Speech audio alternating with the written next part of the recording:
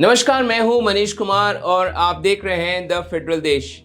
सोने के दामों में साल 2025 में ऐतिहासिक उछाल देखने को मिला है। इस वर्ष सोने के दामों में 75 से 80% की तेजी आई है। 1 जनवरी 2025 को सोना 78,000 रुपए के लेवल पर ट्रेड कर रहा था, जो अब 1,38,000 रुपए प्रति 10 ग्राम के लेवल पर ट्रेड कर रहा, यानी एक ही वर्ष में 60,000 रुपए सोना महंगा हो गया। सोने के दामों में उछाल का असर ये हुआ कि बैंकों और एनबीएफसी से गोल्ड लोन लेने के मामलों में जोरदार उछाल देखने को मिला है। मार्च 2025 के बाद से गोल्ड लोन में 100% का ज्यादा उछाल देखने को मिला है। 100% से ज्यादा की तेजी आई है।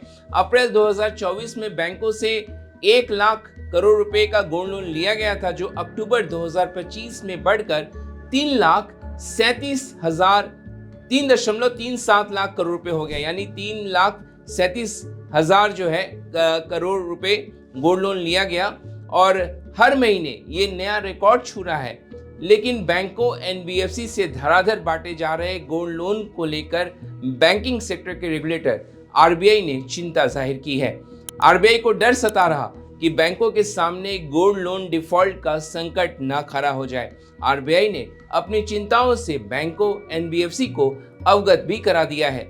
आरबीआई की चिंता और सोने के दामों में उठापटक के बाद बैंकों और एनबीएफसी ने गोल्ड लोन के नियम सख्त करने शुरू कर दिए हैं। इसके तहत बैंकों और एनबीएफसी ने गोल्ड लोन को लेकर लोन टू वैल्यू रेशियो कम कर दिया है। इसका मतलब ये हुआ कि आप जितना सोना गिरवी रखकर गोल्ड लोन लेंगे, पहले के मुकाबले आपको बैंकों एनबीएफसी से कम लोन मिलेगा। जो बैंक एनबीएफसी सोने की कीमत का 70 से 72% तक लोन दे रहे थे, अब उन्होंने घटाकर इसे 60 से 65% कर दिया है। यानी आपके सोने का जो वैल्यू होगा उसका 60 से 62% आपको लोन मिलेगा, जो पहले 70 से 72% मिला करता था। आरबीआई की चिंता की बड़ी वजह यह है कि सोने की ज्यादा कीमतों का फायदा उठाकर लोन लेने वाले ज्यादा रकम का कर्ज ले रहे हैं, यानी लोग इन दिनों ज्यादा बैंकों के पास जो है सोना रखकर कर्ज ले रहे हैं। लेकिन जिस तरह की वैश्विक अनिश्चितता का माहौल है, करेंसी में उतार चढ़ाव है और जो ग्लोबल पॉलिटिकल तनाव के चलते सोने की कीमतों में तेज उतार चढ़ाव देखा जा रहा, ऐसे में अगर बैंक एनबीएफसी आक्रामक तरीके से गोल्ड लोन बांटेंगे तो बैंकों की एसेट क्वालिटी पर इसका असर पड़ सकता है। अगर सोने की कीमतों में 10 से 15% तक की गिरावट आई तो गिरवी रखे गए ज्वेलरी की कीमत लिए गए लोन की बकाया रकम से कम हो जाती है। ऐसे में लोन लेने वाले कर्ज चुकाने से परहेज कर सकते हैं, बैंकों का डिफॉल्ट बढ़ सकता है और बैंकों का एनपीए भी बढ़ सकता है। इतना ही नहीं, गोल्ड लोन लेने वालों का प्रोफाइल भी आरबीआई की चिंता को बढ़ाता जा रहा है। गोल्ड लोन लेने वालों में 40 से 45% ऐसे लोग हैं जिनकी उम्र 31 से 40 वर्ष है। यही वित्त वर्ष में, आपको बता दें, वित्त वर्ष 2021 के बाद से 21 से 30 साल के आयु के बीच के जो लोग हैं, उनमें गोल्ड लोन लेने वालों की जो संख्या है वो दुगनी हो गई है। चिंता की बात यह है कि ये लोन किसी सकारात्मक कारणों यानी इनकम बढ़ाने या एसेट बनाने के लिए नहीं लिया जा रहा, बल्कि लोग खपत यानी कंजम्पशन के लिए लोन ले रहे हैं। यानी गोल्ड लोन लेकर लोग शॉपिंग कर रहे हैं, स्मार्टफोन खरीद रहे हैं, फ्रिज खरीद रहे हैं या दूसरे जो है लग्जरी आइटम्स खरीद रहे हैं। उसके जरिए कोई नया एसेट तैयार नहीं किया जा रहा।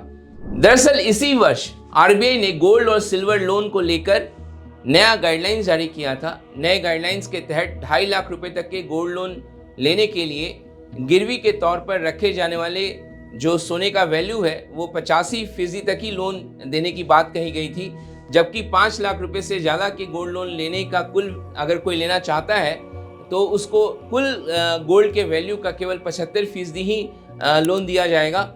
लेकिन सोने के दामों में जिस प्रकार की तेजी हाल फिलहाल में देखने को मिली है, इसके बाद आरबीआई खुद बैकफुट पर है। आरबीआई की चिंता बढ़ गई है और अब जबकि सोने के दामों में उछाल और भी उछाल की भविष्यवाणी की जा रही है, तो बैंक और एनबीएफसी गोल्ड लोन बांटने को लेकर कहीं ना कहीं सतर्क हो गए हैं और ये आरबीआई की चिंता के बाद ये असर देखने को मिल रहा। तो यानी अगर आप बैंकों के पास, एनबीएफसी के पास सोना गिरवी रखकर गोल्ड लोन लेने की तैयारी कर रहे हैं तो अब आपको पहले के मुकाबले कम लोन मिलेगा। तो आपको हमारा ये वीडियो कैसा लगा कमेंट बॉक्स में जाकर ज़रूर कमेंट करिएगा। हमारे इस वीडियो को देखने के लिए बहुत बहुत धन्यवाद। वीडियो को लाइक शेयर करना ना भूलें।